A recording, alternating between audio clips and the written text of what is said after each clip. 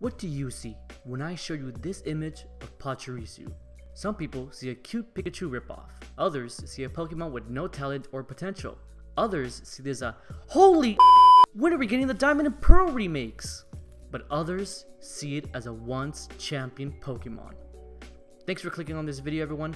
My name is Kev's Universe, and today I'm going to be talking about what seemed to be the most epic and popular Pokemon battle in the Pokemon World Championships, featuring this one incredible Pokemon, Pachirisu. Now I say once incredible for a reason, and we'll talk about why later on. And for those who don't know what the Pokemon World Championships are, and ask why this cute and cuddly little creature was so hyped about, and it still kinda is today, let me start from the beginning. The Pokemon World Championships, in short, is an event that started in 2004 for the competitive side of Pokemon for the trading card game, also called the TCG. Then, in 2009, the Pokemon Company started doing competitive tournaments for the Pokemon video game series. These events were made usually around August. RIP. Fast forward a few years to a South Korean player called Sejun Park. Before I quickly talk about him, mentioning that he is South Korean is really important because outside of the US, in Japan and South Korea, they organize their own tournaments. But to keep things simple, I'm just going to include him in the Pokemon World Championships, which is in the US. So Park started his debut in 2011, which he participated and finished second place on the Pokemon World Championships Senior Division in 2011. And for those of you who don't know, there are 3 divisions in which a certain person is placed depending on their age, so at the time in 2011, Park was entered in the Senior Division side. On the screen, you're going to be seeing Park's team up until the 2014 World Championships. His team from 2011 to 2013 seemed decent at the time, getting usually common Pokemon you'd see in these tournaments, with some differences in 2013 with Magmar and Marowak not usually seen a lot, but not too uncommon. Then we get to, of course, 2014, and his team, which consisted of Gothitelle, Gardevoir, Mega Gyarados, Talonflame, Garchomp, and of course, Pachirisu. From his debut in 2011 all the way to 2014, Pokemon changed, and it always does with new Pokemon, new moves, and of course, new strategies. The Park's team upon first glance seemed a bit off in the ways we never really saw. At first glance, we thought, why Pachirisu? Simply because it's cute? Did he have some kind of secret strategy? No one really knew at the time, except Park. Or were there others that knew as well? Upon research, I couldn't really find any other people around the time that used Pachirisu for their team, except for one person. Enter Angel, or otherwise known as CT Mikoto Masaka, but we'll just call him Angel. For a few months before the 2014 World Championships, and well before we knew Park and his Pachirisu, Angel participated in what was known as the May International Challenge Team, and here in the blog, he talks about his team, and shockingly, one of his Pokemon in his team is, well, you guessed it. Just kidding, it was Pachirisu. Here, however, Angel describes in detail why he used Pachirisu, and states things like, I used Pachirisu on some less than serious teams in the 2013 metagame because I like the idea of Follow Me plus Volt Absorb. And thinking back at the concept, I realized Pachirisu is the only Follow Me user that doesn't get nuked by Talonflame, and unlike Amoonguss, using Rage Powder Grass type moves, can't bypass Follow Me.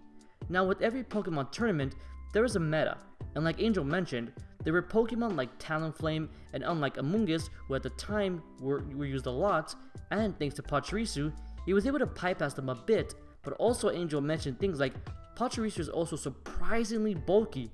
It has the ability to survive Mega Kangaskhan's returns, Garchomp's Earthquake, and even special attacks like Draco Meteor. Now that is a pretty strong squirrel if it is able to withstand moves like those. Here is Angel's Pachirisu with the item it held, ability, and of course its moveset. And Angel also describes why he chose those movesets, and why they were good, but we'll get back to that later on. But Angel used Pachirisu in his team and made it 4th in the US. Not bad. Maybe this little cute adorable squirrel is useful, thanks to Angel. Now we go on to the good part, and return to Park, and mainly the whole point of this video. It's the 2014 World Championships, and as Park is going on, people are shocked to see his Pachirisu. This is one of the first videos I can find once people see that someone here on the Pokemon World Championships, a place to show your true strength and the strongest Pokemon out there, has this tiny and cute squirrel in his team. And I can't wait to tell you guys what's on this team. I think we're actually going to see it on screen. There it is, the crowd's ready for it. All right. So Omari there is on the left, is going to be on the bottom screen, and there it is, the Pachirisu. Everyone's loving it. So we got So versatile. dude, I mean, the follow me set is scary on that thing. Would not be surprised to see if Pachirisu paired up with Gyarados to just follow me away all those electric type attacks. Yep, exactly right. So we do see the Patchy lead here. So already the crowd is jumping wildly and commending him for having a Pachirisu in his team, and at first it seemed like, damn, that dude has some balls bringing a Pokemon like that. Because looking at a Pachirisu stats, well, they're not that good at all, to begin with.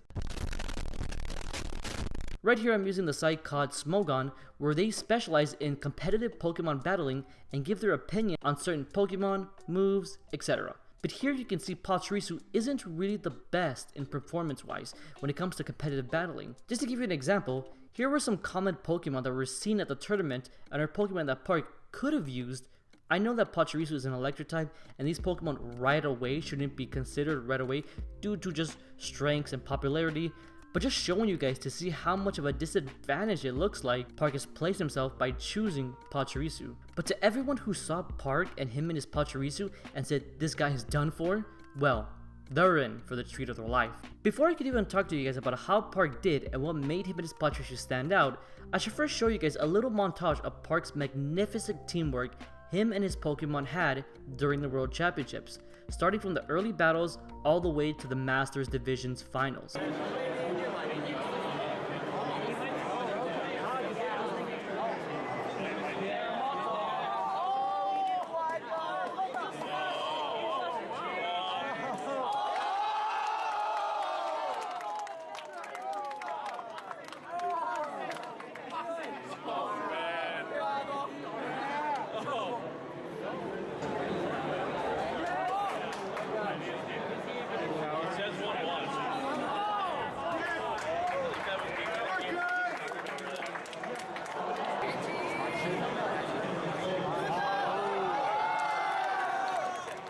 Huge start for Jody to get rid of it.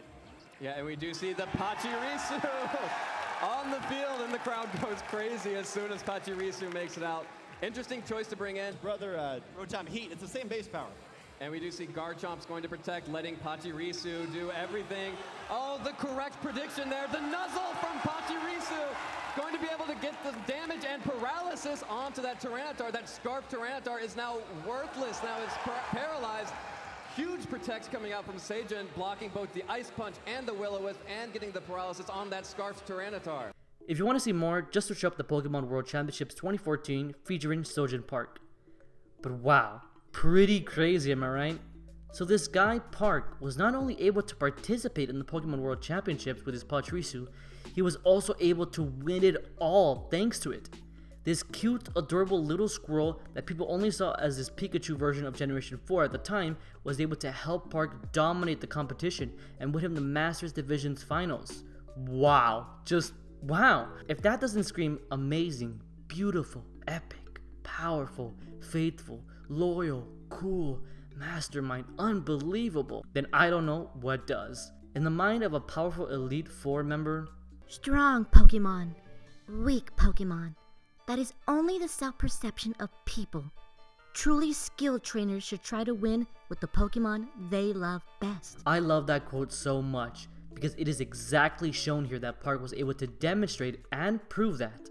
Park is truly a skilled trainer and one with his Pokemon he loved best. So it is truly amazing to see why this historical event is one of the best known events in Pokemon World Championships history. But now is the time to dive a bit deeper into this, because although Park was able to win it with his team, he solely didn't just do it just because. He chose this team for a reason. This is where we take the deep dive in and see exactly what Park's strategy was that made him win at Worlds. So for example, I'm going to be using the last battle that Park did with Jody Azarelli that made him the champion. So here of course we get to see his team once again, which consisted of Gothitelle, Gardevoir, Mega Gyarados, Talonflame, Garchomp, and of course Pachirisu. And from the very start, Park doesn't use his Pachirisu right away, and that's a big thing to keep in mind, because first off, in the other matches he played, he almost never used Pachirisu first. Again, it's for a good reason. For now, think of it as a save the best kind of last technique. So besides Pachirisu, he used his Garchomp and Gardevoir, and here is when he starts with your typical and normal Pokemon battle, with fighting and using moves like Earthquake from his Garchomp and Dazzling Gleam from his Gardevoir. And then he pulls it out. His Pachirisu is in place, and look at the lineup here. You have a Dragon and a Rock Dark type in Jody's side, and a Garchomp and a Pachirisu in Park's side. I want you guys to try and place yourself in Jody's mind, because what Park does with his Pachirisu is insane. His Pachirisu is able to go first and start up with Follow Me, and that right there is an interesting move, because Follow Me has the high priority to go first, but what it does is that it makes the opposing Pokemon deal damage to that Pokemon instead of the Pokemon they intended to target. And here is where it was played out. Jody's Salamence used Draco Meteor, the most powerful dragon type move there currently is. Keep in mind that it was most likely going to hit Park's Garchomp, instead it goes to the Pachirisu, and even after taking a Rock Slide from Tyranitar, it still managed to survive. Just how in the world is that possible, you may ask? We'll get back to that, trust me. With the Citrus Berry, Pachirisu was able to gain back a good amount of HP, but with those two moves alone, Jody still not enough was able to take on that little squirrel. And that right there is Pachirisu's job. And with that in the way, Park's Garchomp was able to finish off Jody's Salamence and Tyranitar, and that alone basically ended the game. Jody only had his Lawnmower Rotom in place, and Park with 3 Pokemon left, he finishes it without hesitation.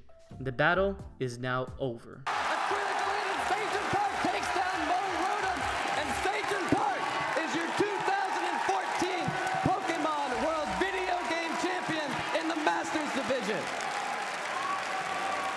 The crowd is on their feet. Let's hear it for Sejun, everybody.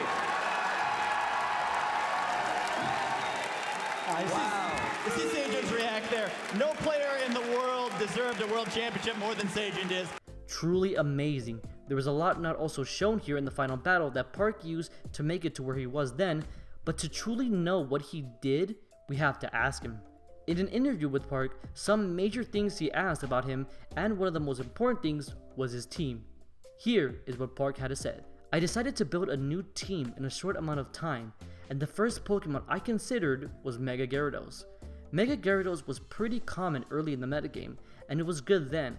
Since many international players hadn't seen it often, I thought it would provide a nice surprise factor. To it, I added a trio that many players considered powerful: Scarf Gardevoir, Garchomp, and Talonflame, along with Rotom. In order to take advantage of Gyarados' power, I needed a Pokemon that had Rage Powder or Follow Me. In the past, I had used Amoonguss, but I ran into an issue. Zapdos and Ludicolo were very strong against this combination, so I decided to use Pachirisu instead. Hence, this was the logic I used to choose my team.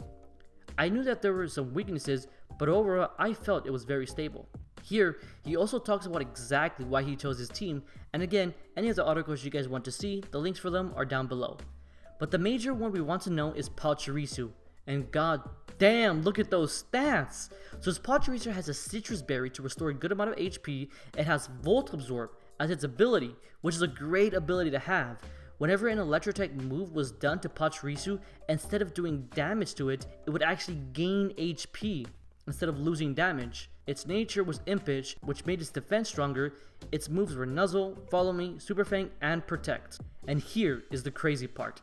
Its HP and defense were at a whopping 252, and its speed was at just a minimum 4. Insane. Keep that in mind as well.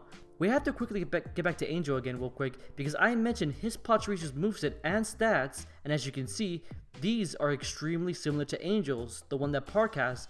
The only true difference is that instead of Protect, it knows Iron Deluge, which is a very uncommon move. And basically what it does is that it makes the current turret in the battle make all moves electric, which Angel used to make any moves used against him turn electric and towards his favor, and make moves that were not electric in his team be electric to help him in his favor. Pretty smart, but definitely more difficult. Quite interesting, maybe Park got some inspiration from Angel, but one thing is for sure, Park perfected Angel's Pachirisu strategy. But this is what Park had to say about his Pachirisu. Unlike Amoonguss, this squirrel has an attack that ignores the enemy's defenses. Note that Amoonguss was actually the counterpart of Pachirisu, because Amoonguss was good for its moves like Rage Powder and Sleep Spore, which many trainers followed upon and either started using it as well or countered it with things like Safety Goggles. With Super Fang, I can quickly lower the opponent's HP, making it easy for Pachirisu's teammates, such as Talonflame and its Braidbird, to pick up KOs. Additionally, Nuzzle and Super Fang are attacks, so Taunt does not impede Pachirisu very much. Pachirisu is a very good electric type due to its Volt Absorb, especially in the later stages of the game. Therefore, it dissuades my opponent from using more attacks in the first place, so I don't actually have to use Follow Me very often. As such, I can use Nuzzle and Super Fang very often, which makes Pachirisu amazing in doubles. In order to improve my matchup against Amogus, I originally considered using safety goggles. However, this situation did not come up very often, and since Pachirisu is very versatile, I decided to use Citrus Berry instead. Since Pachirisu does not have very good base HP, Citrus Berry is a huge benefit. When Pachirisu is able to stay on the field for a long time, the entire team benefits. Since there are a lot of physical attacks in the metagame, I invested all of my EVs into my HP and defense. Thankfully, Pachirisu was able to handle Mega Kangaskhan's Double Edge and Mega Mawil's Play Rough. Pachirisu has good base special defense, so I didn't invest into it. Even strong attacks such as Aegislash Shadow Ball are only a 3-hit KO with Citrus Berry, as long as Pachirisu's special defense isn't lowered. This is insane. Remember back when I mentioned how Jody Salamence and Draco Meteor and even a Rock Slide from the Tyranitar wasn't enough to feint the little squirrel? Park anticipated how much damage his Pachirisu was going to get, so he focused on its HP and defense stats, knowing that strong moves like these were to come. Park's strategy with Pachirisu not only made him the champion for the 2014 World Championships, but it also gave him love for using such a Pokemon not seen in the competitive side of Pokemon. This indeed was a day to go down in Pokemon competitive history. So far, that in honor of his achievements, Pokemon Korea hosted a celebratory event known as Champions Day, just a few short months after Park's victory, where there were fun games and events happening, and even an autograph session with Pokemon fans with both Game Freak members as well as Park. But as quickly as the cheers and joy of Park and his Pachirisu came, so quickly did they leave us as well. For as new Pokemon, new moves, new exclusive transformations came with newer generations, nothing new and good came to our beloved white-blue squirrel, which only made it weaker and less useful. There were a lot of good things in the Pokemon back in 2014, but as of today, there are way more better things and thus better strategies than poor Pachirisu, and this may never see a return of it. Even Park was slowly drifting off the radar by not participating in the 2015 World Championships. He did return in 2016, but to the trading cards and focus on other games like Super Smash Bros. Ultimate. But nothing will ever withstand the true awesomeness that people like Sejun Park made with Pachirisu.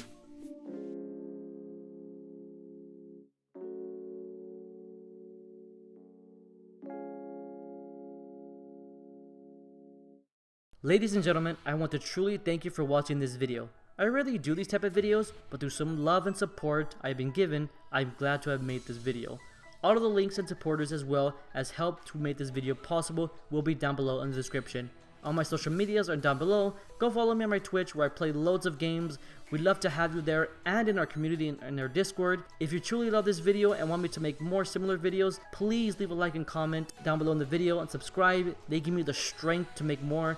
I apologize also if the video was not 100% accurate or if I missed anything. I'm still a bit new to these type of videos, but I do hope you did enjoy it. In case you haven't heard of me, well, now you do. I'm Kev's Universe, and I will catch you all in the next one. Peace.